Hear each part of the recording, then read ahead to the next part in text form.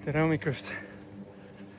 Pühapäev, veidi pilvine, aga temperatuur on hea ja olen vaadanud viimaste päevade päevatemperatuuri, kuna saime endale ka välja õue installeeritud termomeetri. Ja temp on olnud siukene 20 ja natuke peale.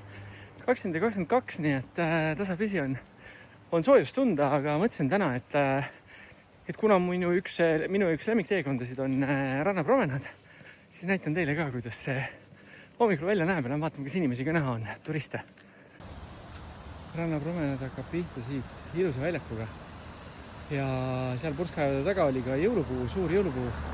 See on nüüdseks ära võetud ja suveajaks valmis. Ja siis seal on jahisadam. Siin on väike hommikuvõimlemise ala. Ja nagu te näete, ei saaks öelda, et inimesi ei ole, et päris palju on rahvast juba väljas. Nii, kiire pilguvaid siia hommikusele jahisadamale ja vaatega otse sinna väljakule tagasi, ehk siis siit läheb selline mõnus laudtee. Ja näeme, et Limassol on ka juba kohal, et paras aeg suveaeg alustada.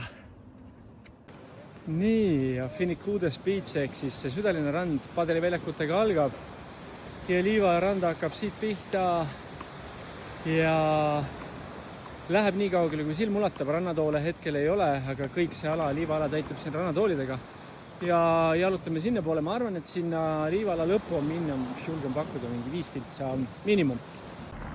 Hommikust trenni saab teha kas mööda randa joostes või mööda promenaadi jalutades või kõndides või joostes või rattaga sõites, ehk sul alati 2 optsionit, sest promenaad on väga ilus ja siin palmide vahel on väga mõnus hommikust trenni teha. Esimese pika sirge Finicudez Beachi lõpp.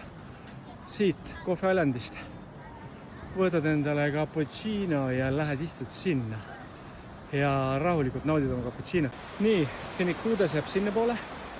Vanalinn keskel on põhimõtteline eralduskoht ehk siis merekindlus ja järgmised rannad ja rannariba ja promenaad läheb sinna poole. Let's go! Trennisõpradele on siin 2 träkki.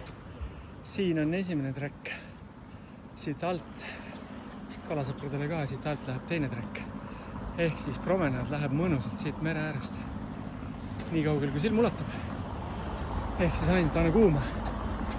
Nii, merekindlus seal, 1,5 kiltsi tuldud ja vaatame teisele poole ja teisel pool on kalasadam ehk siis kalapaadid on kõik seal. Siia selle promenaadi äärde jääb hästi palju kalarestorane ja restoranid on loomulikult ka seal. Lähme piilume korra kalasadamasse ka ja alati kui tahad värsket kala, siis siin on gentleman, kes hommikul hoolitseb selle eest, et värsked mereannid on kogu aeg laual. Kalimera ja teisel pool ka. Nii et siit saad endale kaasa haarata merelt tulnud kalameeste ja paadist tulnud värske kala ja hommikusööki minna tegema. Algab järgmine sirge, mis lõpeb Mackenzie Beachiga ehk siis kõige lennujaama poolsem ots ja siin on siukene mõnus nii rattatee kui jooksutee ja hotellid lähevad äärest, nii et hea koht, kus sörkida. Sealt tulime, järgmine 600-700 meetrit sörgitud ja nüüd keerame siit ümber nurga. Mackenzie Beach juba põhimõtteliselt paistab siit. Nii, ja olemegi kuulsa Mackenzie Beachi promenaadil. Siin on restod ja seal kõige lõpus. Seal on siis see rannaosa, kus inimesed teevad lennukitega hästi lähedalt pilti, sellepärast et see rand lõpeb lennujaama aiaga, kust enam edasi minna ei tohi. Ja siit maanduvad lennukid, mis siit lahe kohalt alla tulevad lennujaama poole, siis need jäävad perspektiivis selle taustale väga lähedale. Ehk siis see on need, kui te vaatate Mackenzie Beachi pilti, siis tihti näete seda, et suur lennuk on inimesel selja taga. Aga siit on veel, ma arvan, minna aiani mingisugune teine 600-700, kella peal on praegu täpselt 5 kiltsa, nii et ranna lõpuni ja tagasi.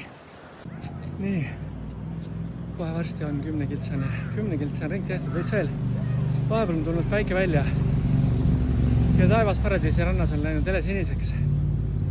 Ehk siis sõber, tuttav, sõbra sõber, kui oled tulemas, anna meile teada ja saame siin kokku. Teeme õhtusööki. On ju, tervitused Paradiisi rannast. Tšau!